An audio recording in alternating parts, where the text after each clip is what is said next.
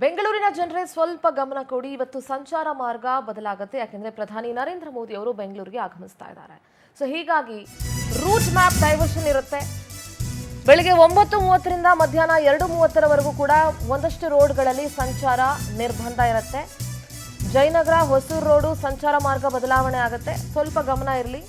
Marenahalli Rajalakshmi junction 1ರಿಂದ 18ನೇ ಮುಖ್ಯ ರಸ್ತೆವರೆಗೂ, East end junction ಇಂದ Arvind junction ವರೆಗೂ ಮಾರ್ಗ ಬದಲಾಗಿರುತ್ತೆ. ಮಾರೇನಹಳ್ಳಿ ರಾಜಲಕ್ಷ್ಮಿ ಜಂಕ್ಷನ್ ನಿಂದ ಜಯದೇವ ಕಡೆಗೆ ಸಂಚರಿಸುವ ವಾಹನಗಳು Banashankari bus stand, Sarakki market, RV dental junction, 9ನೇ ಕ್ರಾಸ್ ರೋಡ್ ಈ ಮಾರ್ಗದ ಮೂಲಕ ಜಯದೇವ ಕಡೆಗೆ ಹೋಗಬೇಕಾಗುತ್ತೆ. ಸಾರಕ್ಕಿ ಜಂಕ್ಷನ್ ರೋಡ್ನಿಂದ ಬನ್ನೇರ್ಘಟ್ಟ ರಸ್ತೆ, ಈಸ್ಟ್ ಎಂಡ್ ಸರ್ಕಲ್ ನಿಂದ ಬನಶಂಕರಿ ಕಡೆಗೆ, ಡಾಲಿಯಾ ಜಂಕ್ಷನ್ ಔಟರ್ ರಿಂಗ್ ರಸ್ತೆ ಮೂಲಕ ಹೋಗಬೇಕಾಗುತ್ತೆ. ಸೊ ಹೀಗಾಗಿ ಅಲ್ಲಿ ಟ್ರಾವೆಲ್ ಮಾಡೋರು ಬಹಳ ಎಚ್ಚರಿಕೆಯಿಂದ ಇರಿ. ಪ್ರಧಾನಿ ಮೋದಿ ಬರ್ತಾ ಇರೋದ್ರಿಂದ ಅಲ್ಲಿ ಸಂಚಾರವನ್ನು ನಿರ್ಬಂಧಿಸಲಾಗಿದೆ. ಸ್ವಲ್ಪ ಗಮನ ಕೊಡಿ. ಒಂದು ಕಡೆ ಬೆಂಗಳೂರಲ್ಲಿ ರೂಟ್ ಚೇಂಜ್ ಆಗಿದೆ, ಯಾಕೆಂದರೆ ಪ್ರಧಾನಿ ಮೋದಿ ಅವರು ಬರ್ತಾರೆ. ಬೆಳಗ್ಗೆ 9:30ರಿಂದ ಮಧ್ಯಾಹ್ನ 2:30ರವರೆಗೂ ಕೂಡ ರೂಟ್ ಮ್ಯಾಪ್ ಡೈವರ್ಷನ್ ಇರುತ್ತೆ ಕೆಲವು ಭಾಗಗಳಲ್ಲಿ. ಯಾಕಂತಂದರೆ ನೀವು ಅಪ್ಪಿತಪ್ಪಿ ಆ ಕಡೆ ಹೋದಾಗ ಎಂಟ್ರಿ ಇರೋದಿಲ್ಲ, ಮತ್ತು ಟ್ರಾಫಿಕ್ ಜಾಮ್ ಸಮಸ್ಯೆ ಕೂಡ ಬೆಂಗಳೂರಲ್ಲಿ ಆಗುತ್ತೆ.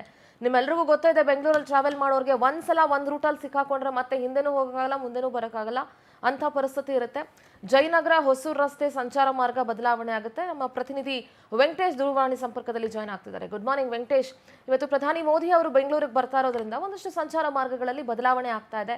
ಇದಕ್ಕೆ ಸಂಬಂಧಪಟ್ಟಂತೆ ಪೊಲೀಸರು ಕೂಡ ಪತ್ರಿಕಾ ಪ್ರಕಟಣೆ ಹೊರಡಿಸಿದ್ದಾರೆ. ಸದ್ಯದ ಅಪ್ಡೇಟ್ಸ್ ಏನಿದೆ ವೆಂಕಟೇಶ್?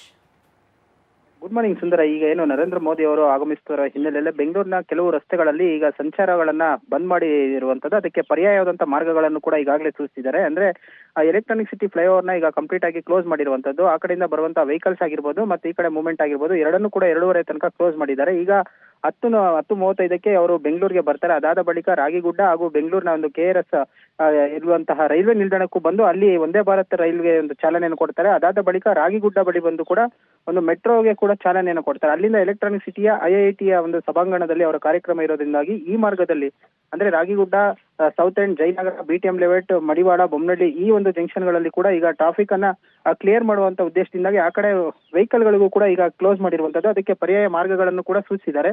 ಅಲ್ಲದೆ ನೈಸ್ ರೋಡ್ ಮೂಲಕವಾಗಿ ಏನು ಎಲೆಕ್ಟ್ರಾನಿಕ್ ಸಿಟಿಗೆ ತಲುಪ್ತಾ ಇದ್ದಂತಹ ವೆಹಿಕಲ್ಸ್ ಅನ್ನ ಬನ್ನೇರ್ಘಟ್ಟ ಜಂಕ್ಷನ್ ಅಲ್ಲಿ ಕ್ಲೋಸ್ ಮಾಡಿ ಅಲ್ಲಿಂದ ಜಿಗಣಿ, ಆನೇಕಲ್, ಬನ್ನೇರ್ಘಟ್ಟ ಮೂಲಕವಾಗಿ ಹೊಸೂರಿಗೆ ತಲುಪುವಂತ ಕೆಲಸಗಳನ್ನು ಆಗ್ಬೇಕು ಅಂತ ಹೇಳಿ ಅಲ್ಲಿ ಕೂಡ ರೋಡ್ಗಳನ್ನ ಕ್ಲೋಸ್ ಮಾಡಿರುವಂತದ್ದು.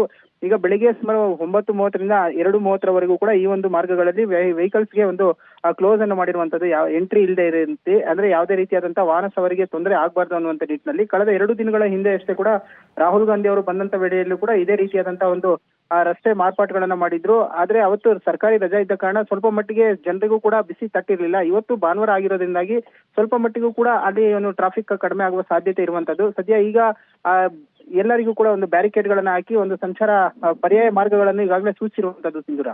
ಓಕೆ, ಥ್ಯಾಂಕ್ ಯು ವೆಂಕಟೇಶ್ ನಿಮ್ಮೆಲ್ಲ ಡೀಟೇಲ್ಸ್ಗಾಗಿ.